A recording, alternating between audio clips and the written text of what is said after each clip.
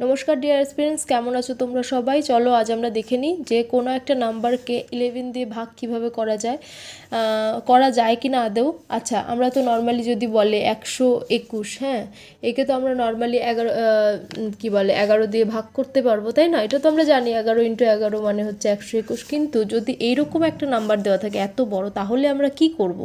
তাহলে সিম্পলি কি করব, রাইট থেকে লেফটে আসবো। দেখো, রাইট থেকে লেফটে আসবো। দেখো, 1 থেকে 3 বিয়োগ করব মানে -2, ঠিক আছে। 7 থেকে 1 বিয়োগ করব মানে হচ্ছে +6। আচ্ছা, 6 থেকে 8 বিয়োগ করব মানে কত? -2। আবার 6 থেকে 8 বিয়োগ করব মানে হচ্ছে -2। দেখো, সবগুলোকে যদি তুমি জুড়ে দাও, যোগ করে দাও, তাহলে কত হচ্ছে? এখানে হচ্ছে 6 সব কেটে গেল, তাই না? +6 -6, তাহলে হয়ে গেল 0। অর্থাৎ যদি সবার এইগুলোর যোগফল যদি 0 হয়, তাহলে বলবো যে এত বড় একটা নাম্বার হচ্ছে 11 দ্বারা ডিভিজিবল, ঠিক আছে, বা 11 দিয়ে ভাগ যাবে।